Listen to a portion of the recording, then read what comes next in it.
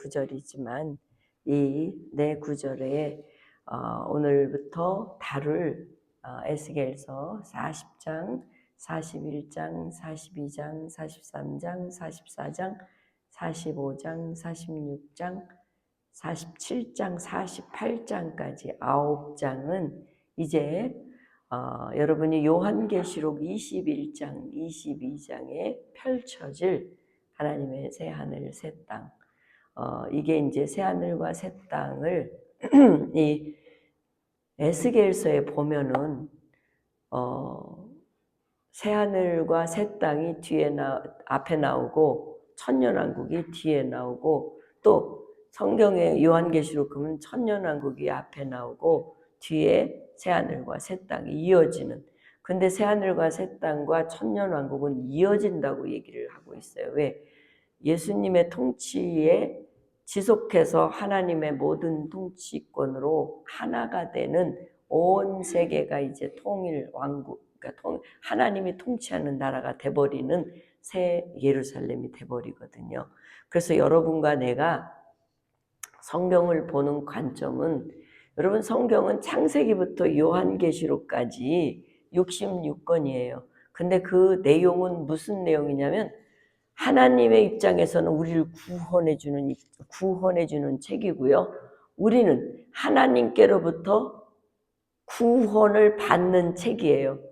하나님이 어떻게 죄로부터 아담과 하와가 지은 죄에 쫓겨난 인생이 이 세상에 죄인으로 태어나서 죄인으로 살다가 죽으면 하나님과 영원히 결별되는 하나님 자식과 아버지의 관계가 되는데, 하나님은 자기 자식을 도저히 그렇게 볼 수가 없었어요. 그래서 하나님은 자기 자식을 찾고자 원하는 게 원시복음이 창세기 3장 15절이라고 제가 말씀을 드렸어요.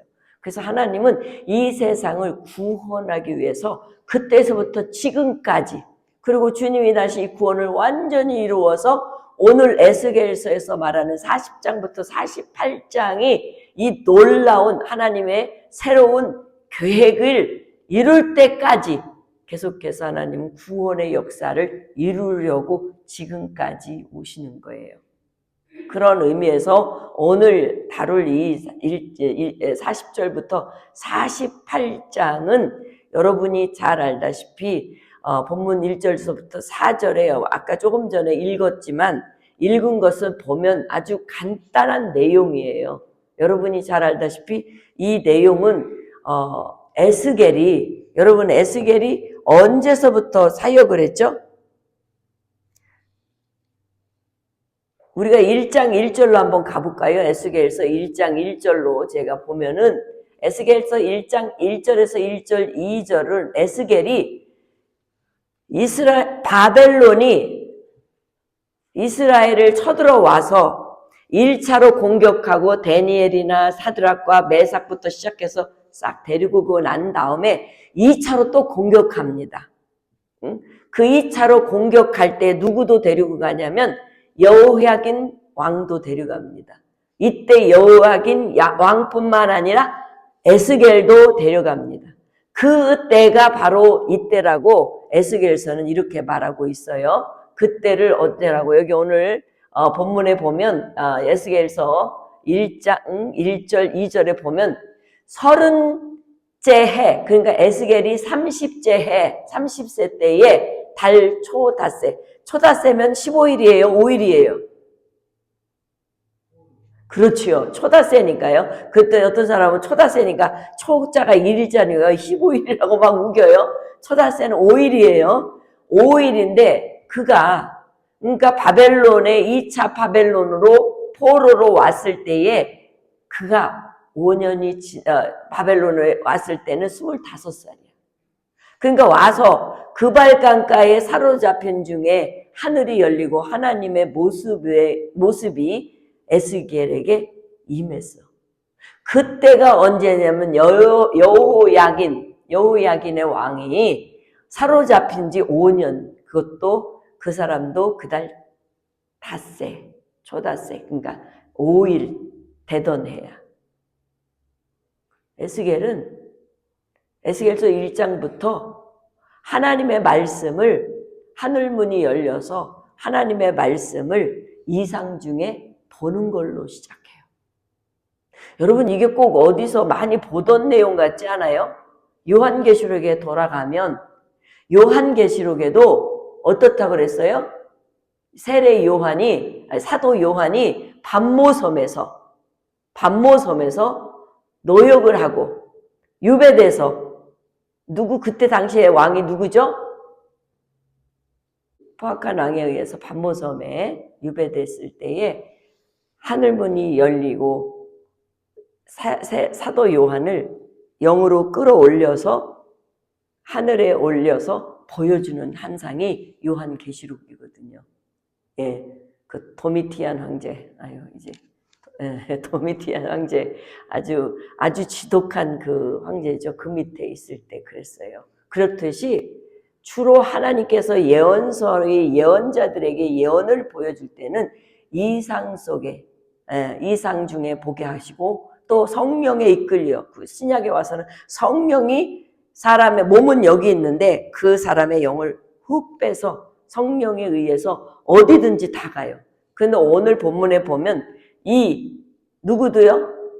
에스겔도 여러분 에스겔 민수기에 보면 민수기에 보면 뭐라고 되어 있냐면 민수기 4장 3절에 보면요.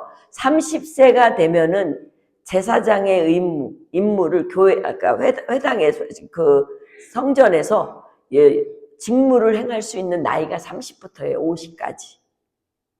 50까지. 그러니까 30년 하면은 에스겔서 1장 1절에 보면 이 에스겔이 30세 됐을 때에 이제 회막일 제사장 역할을 하는 그때에 하늘문을 열려 하나님의 음성을 듣게 된다는 거예요. 그렇듯이 오늘 이 시기가 지나고 난 다음에 오늘 몇 장에 40장 1절에 보니까 20년이 훌쩍 지난 몇 해 때요? 우리가 사로잡힌 지 25해. 그리고 성이 함락된 지 14째 해. 그러니까 14년이 지났다는 거예요. 14년. 그러니까 바벨론이 완전히 공략해서 이스라엘을 완전히 다 멸망시키는 게 14년 전이었던 거예요. 그러면 2차로 왔으니까 완전히 멸망하기 전이니까 25년 해라고 된 거예요. 그렇게 보면은 얼핏 여러분 생각을 해보세요. 사로잡힌 지 25해라고 그러면 30세, 25세 왔다 그러면 지금 몇 살쯤 됐어요? 에스겔이? 빨빨 더하기 50살 정도 됐어요. 그러니까 25년을 반을 바벨론 포로로 살고 있으면서 하나님께로부터 하나님의 말씀을 받아 이스라엘 민족에게 전해주는 역할을 20여 년 하고 있었다는 거예요.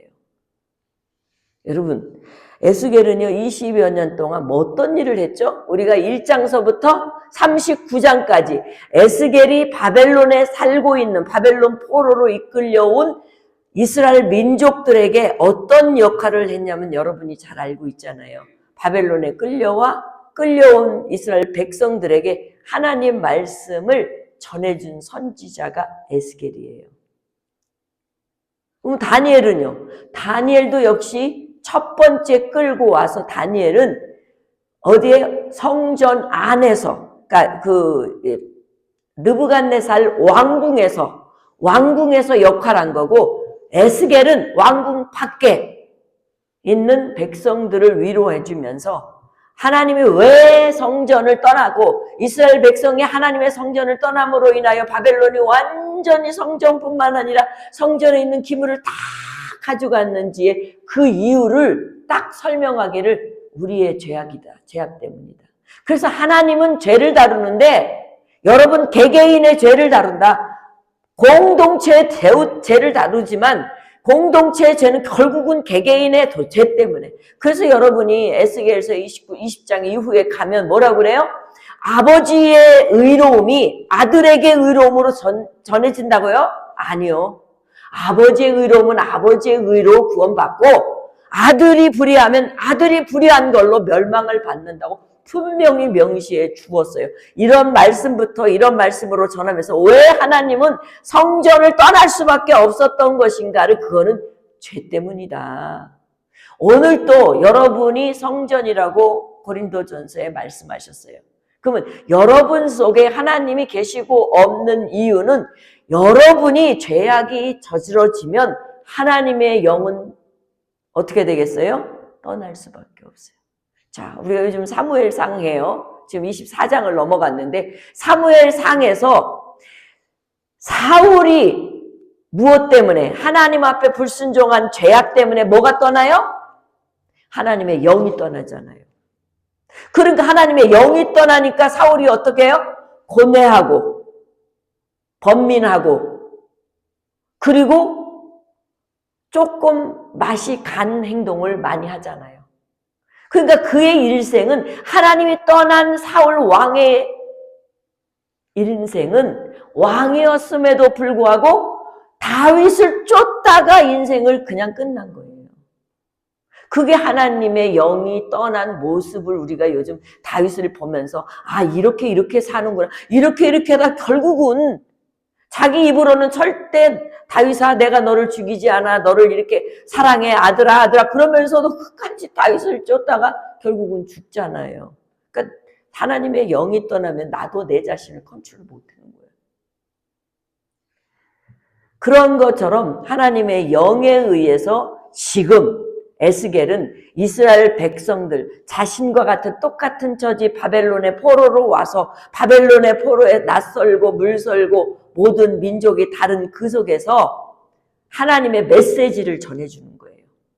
왜 하나님은 성전을 떠날 수밖에 없었던지, 그리고 너희들이 성전을 떠난 그 하나님은 너희들을 다시 품으시려고 그래. 그러니까 죄를 회개하고 돌이켜서 그 대신 너희들을, 하나님께서 너희들을 떼어냈지만 완전히 버린 게 아니야. 다시 껴안으셔. 그러면서 아이를 낳은 부모는 자식을 버릴지언정 나는 너희들을 절대 버리지 않아 라고 하시면서 다시 불러서 회복시키되, 이스라엘 민족을 어떻게 해요? 비방하고 이스라엘 민족을 이용해서 돈을 축적하고 잘 먹고 잘 사는 주변의 아수르, 애굽 또는 에돔, 많은 민족들을 하나님이 다 일일이 다 심판하셨어요. 다 심판하시고 끝내는 하나님께서 마지막 이스라엘 민족을 편안하게 살고 있는 이들에게 찾아와서 완전히 초토화시킨 고개 땅, 마곡의 땅 곡연합군을 완전히 하나님께서 다 심판하시고 완전히 전멸시키고 정말 심하게 멸망시키고 난 다음에 하나님은 이스라엘 민족을 어떻게 하신다고요? 지난주에 다 회복시켜준다. 그리고 각 나라로 흩어져 있는 모든 이스라엘 하나님의 자녀들 다 불러 모으신다고. 자, 불러 모으셔서 하나님께서 어디에? 가나안 땅으로 다 불러 모으신다. 그리고 난 다음에 그 불러 모으신다고 하시면서 이스라엘 민족들에게 에스겔을 통해서 오늘 본문이 시작인 거예요. 그 날짜가 20년이 지난 후, 그리고 이스라엘이 함락된 지 14번째 해. 자, 그러면 언제 돌아가죠? 이스라엘이 가나안 땅으로요? 언제 돌아가죠? 70년에. 그럼 몇 년 남았어요? 70-14 빨리 해보세요. 56년 남아있는 기점에서 어떻게 돼요? 그 56년에 남아있는 그 기간 전에 이 말씀을 주신 거예요. 이 말씀이 어떤 말씀이에요? 새로운 성전, 새로운 예배, 새로운 땅에 대한 거에 대한 말씀을 오늘 40장부터 48장까지 쫙 나누어서 설명하는 게 이 오늘 서두예요. 그러니까 앞으로 56년 동안을 어떻게 돼요? 이렇게 사는데 너희들이 56년 동안 그 새로운 그 땅, 그 새로운 하늘, 새로운 예배를 드리는 자들의 삶이 어때야 되는지에 대한 분명한 말씀이 이 안에 담겨져 있는 거예요.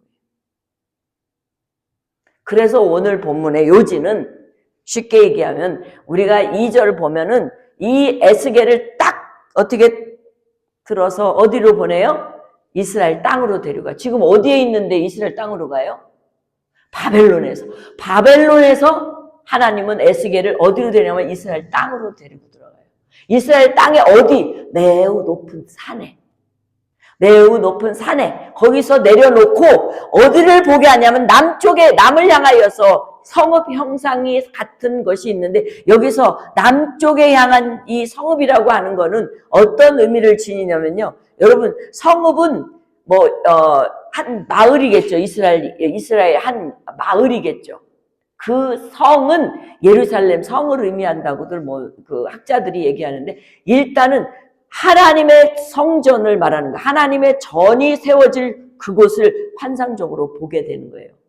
그래서 그거를 보는데 여러분 여기에 보면은 요한계시록 21장 10절에도 성령이 누구를 사도 요한을 데리고 높은 산으로 올라가 하나님께로부터 하늘에서 내려보는 거룩한 성 예루살렘 보니 그렇게 돼 있잖아요. 그러니까 이게 요한계시록은 700년 후에 다시 하나님으로부터 사도 요한이 높은 산에서 성령에 이끌려 높은 산에서 본 게 거룩한 성 예루살렘인 거예요. 그러니까 지금 이 에스겔도 하나님의 천사에 의해서 에스겔을 딱 잡아가지고 이스라엘 땅에 높은 산에 올라갔는데 그 밑에 보니까 거룩한 성 예루살렘 보이는 거예요. 그러니까 완전히 이거는 여러분이 5절부터 보면 성전의 구도가 나와요. 그래서 여러분이 이 올려다 보는 그 모든 것들은 지금 에스겔서가 보려고 하는 게 하나님의 성전이에요. 새롭게 구성한, 새롭게 단장한, 새롭게 만들어 놓으신 하나님의 그 놀라운 성전에 대한 이야기가 이제 펼쳐지는 거예요. 너무나 놀랍지 않아요? 이게? 그래서 여러분이 잘 알다시피 오늘 본문 이렇게 보면 6절에 가서 보면은 이 성전이 지금 성전이 남쪽을 향하여 하지만 북문에 서게 돼요. 나중에 가다 보면요. 북문에 서 있어요. 그러니까 올려다 본 것의 끝부분이 북문이라는 거예요. 6절에 넘어가서 보면은. 그래서 이 지금 에스겔은 지금 높은 산에서 남쪽을 향하여 보고 있는데 3절에 가보면 이렇게 돼요. 나를 데리고 조금 더 넘기세요. 나를 데리고 거기서 하나 더 나를 데리고 거기에 이르니 거기에 이제 에스겔이 천사가 이스라엘 땅에 데리고 높은 산에 올라 남쪽을 향하여서 딱 보게 하는데 거기서 보니까 모양이 녹같이 빛난 사람 하나가 손에 삼줄과 장대를 가지고 문에 서 있는 거예요. 여러분 삼줄이 뭘까요? 여러분 삼줄은요 이렇게 긴 공간이 있잖아요. 이 긴 공간을 재는 도구로요 주로 땅의 길이를 잴 때 사용하는 게 이 삼줄이에요. 여러분 어른들이 집 질 때 줄로 이렇게 쫙 그려서 여기 꽂고 저기 꽂고 봤어요 안 봤어요? 내가 봤네. 그렇지. 그게 바로 이 삼줄이에요. 장대는요 짧은 그 공간에서 성벽 등을 높이를 잴 때 있잖아요. 높이를 잴 때 사용하는 도구가 이 장대예요. 높이. 이거는 길이 재는 거고 높이 재는 거예요. 예, 이걸 딱 가지고 딱 서 있는 거야. 누가요? 예, 녹같이 빛난 사람이 딱 서 있는 거를 이제 본 거예요. 왜 그럴까요, 여러분? 여러분이 가만히 생각해 보세요. 왜 높이를 재는 줄과 길이를 재는 줄을 가지고 이 지금 천사가 에스겔을 데리고 와서 북문을 향하여 보는데 그 사람이 보일까? 여기 놋이라고 하는 이 의미는요, 여러분, 그 놋은요, 잘 변해요, 안 변해요? 예? 우리가 놋그릇 잘 안 쓰잖아요. 근데 어느 집에는 놋만 써요. 왜 그럴까요, 놋이? 여기에 보면 성경에는 놋을 이런 의미를 지니고 있다고 그래요. 견고함, 그리고 확실성을 갖고 있는 의미를 지니고 있대요. 그래서 이 놋은 하나님의 공의의 심판에 상징하는 바가 있다고 그래요. 그러니까 이 놋같이 빛난 사람, 그러니까 하나님의 공의와 정의를 확실하게 빈틈없이 길이를 재는 자인 3줄과 높이를 재는 장대를 갖고 서 있는 사람은 애누리가 없다는 거야. 우리 옛날에 어렸을 때 시장 가면 애누리 얘기하잖아요. 1.1센트도 애누리 안 주는, 철저하게 그대로. 그래서 여러분 성경은요, 이 성경책을 히브리 말로 뭐라고 그랬어요? 캐논이라고. 이 캐논의 뜻이 뭐라고요? 잘하는 뜻이야. 그러니까 여러분과 나의 죄를 여러분 생각이 이거는 죄야, 이거는 죄 아니야, 이게 아니라 요 성경의 자로 여러분의 죄목을 다 잰다는 거야. 이 말이에요. 무슨 얘기인지 알죠? 그러니까 이 3줄과 장대가 얼마나 큰 역할을 하는지. 여러분이 아니에요 주님, 나는 이런 마음이 생겨가지고 이렇게 했어요. 아니에요 주님, 나는 그렇게 하려고 했는데요, 제가 그래서 이게 안 통한다는 거야. 네가 도둑질하지 말라 했으면 도둑질한 거 그거 자체가 죄라는 거예요. 그거 자체가 죄여서 더 이상 뭐 네가 어떤 변명을 해도 하나님은 더 이상 안 듣겠다는 거예요. 그러니까 이 정도로 측량한다. 뭐를? 새로운 성전. 그러면 성전을 이렇게 측량해서 만드는 분이 성전에 들어갈 사람을 안 재죠. 그랬으면 좋겠죠. 네. 저는 잴 것 같아요.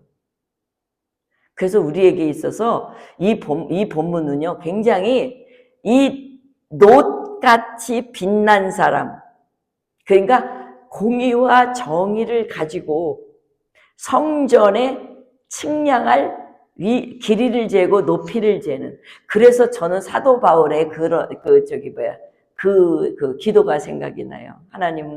내가 하나님을 아는 깊이와 넓이와 높이와 길이를 더하여 주시옵소서.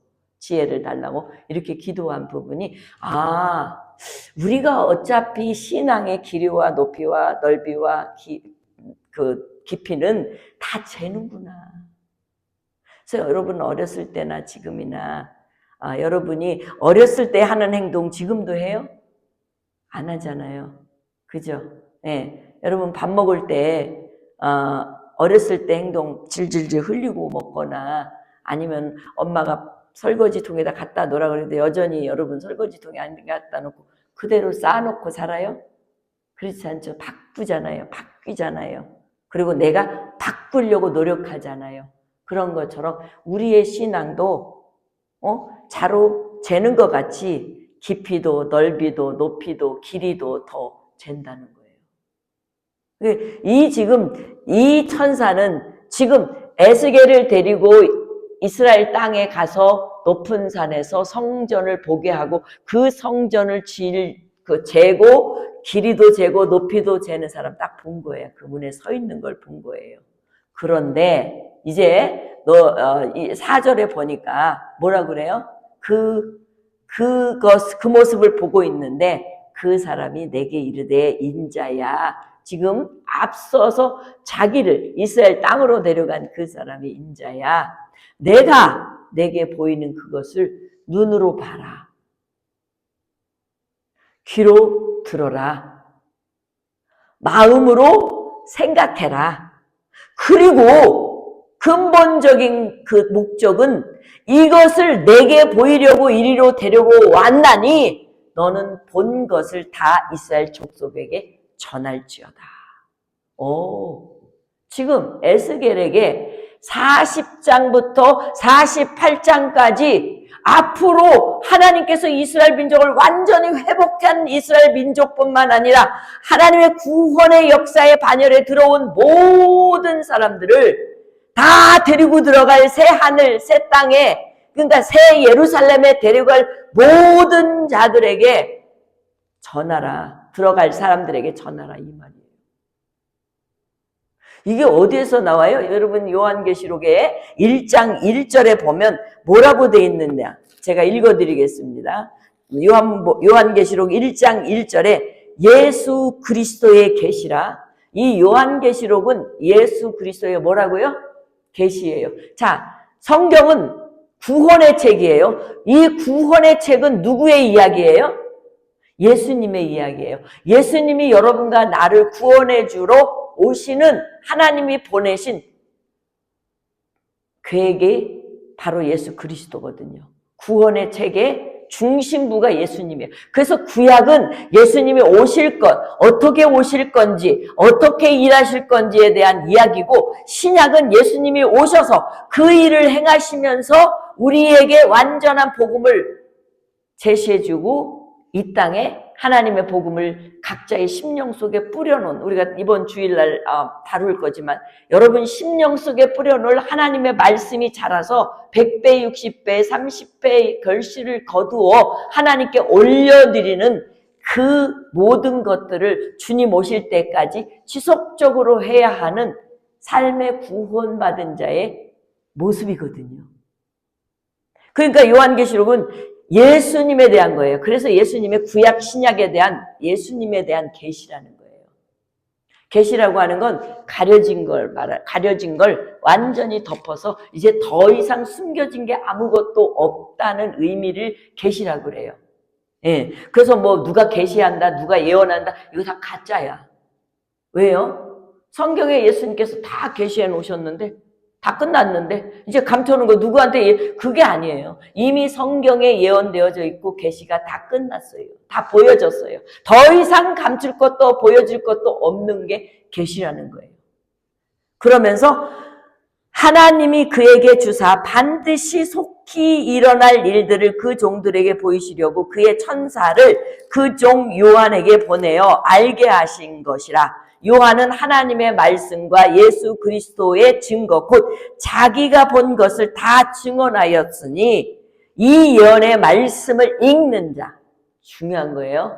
성경을 읽는 자, 예언의 말씀을 읽는 자, 듣는 자, 그 가운데 기록한 대로 뭐 하는 자? 지켜 행하는 자. 지켜 행하는 자. 그런 자가 뭐 한다고요? 복이 있다. 그러면서 때가 가까웠다 하시면서 이 요한계시록을 열어가는 게 그 첫 부분처럼 지금 예언자인 선지자인 제사장인 이 에스겔을 하나님께서 이스라엘 땅에 데리고 가 이제 이스라엘이 완전히 회복을 어떻게 할 것인가에 대한 이야기를 다 전하면서 자, 이스라엘을 회복하는 거는 여러분 자신의 힘으로 된다고 그랬어요? 안 된다고 그랬어요? 자신들의 힘으로 안 된다고 그랬어요. 그래서 하나님께서 긍휼과 자비로 은혜를 부어 구원시켜 주신다고 그랬어요. 그러니까 누구를 통해서? 예수 그리스도를 통해서. 그래서 우리는 이스라엘 민족보다 먼저 예수 그리스도를 받아들이는 자들로 수없이 요한계시록에 보면 요한계시록에 12지파 곱하기 12,000명씩 해서 14만 4천 명 외에 수많은 사람들 중에 우리라는 거거든요. 예, 그래서 이 구약의 이 요한계시록은 에스겔서예요. 신약의 요한계시록은 그 끝에 있는 요한계시록. 그래서 이 차이점은 뭐냐면 구약의 요한계시록 격인 에스겔은 이스라엘만 대상으로 고토로 돌아간 이스라엘 대상으로 펼쳐지는 새하늘과 새 땅만 보여지는데 신약에 와서는 두 개 다 이스라엘과 이방의 우리들가 사도 바울이 얘기하는 것처럼 나무 그 원가지 말고 그 원가지에 다시 접붙인 나무인 우리들이가 같이 포함되어 있어요. 그러니까 지금 이 대상은 에스겔은 좁게 보면 이스라엘 모든 민족에게 다 고토로 다 불러서 이 아름다운 세상을 펼쳐주겠다는 거예요. 그걸 보여주는 게 바로 에스겔의 오늘 이 본문이에요. 눈으로 보라 그런 거예요. 귀로 들으라는 거예요. 마음으로 생각하라는 거예요.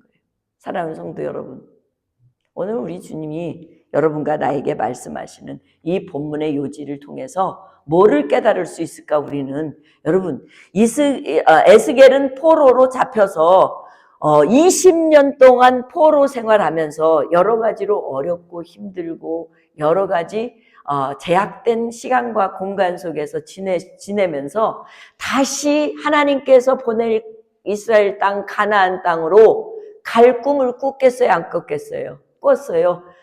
다니엘이 성전에서 바벨론 왕 느부갓네살부터 시작해서 느부갓네살 왕 다음에 누구예요? 다리오 왕을 거쳐서 이 모든 왕들을 거쳐가면서 그가 늘 기도한 게 나라와 민족인데 어느 날 에레미야를 책을 읽다가 에레미야가 바벨론의 포로로 끌려가 70년 만에 하나님이 다시 보낼 거라고 약속하는 구절을 보고 우리 하나님께서 70년이 되면 보내는데 지금 70년이 다 됐는데 어떡하지? 준비가 안 됐는데 그래서 그때부터 준비 시작하려고 기도했을 때에 하나님은 다니엘에게 영적인 눈을 활짝 열어서 다니엘 12장의 마지막 때에 대한 이야기를 설명해 주는 거예요.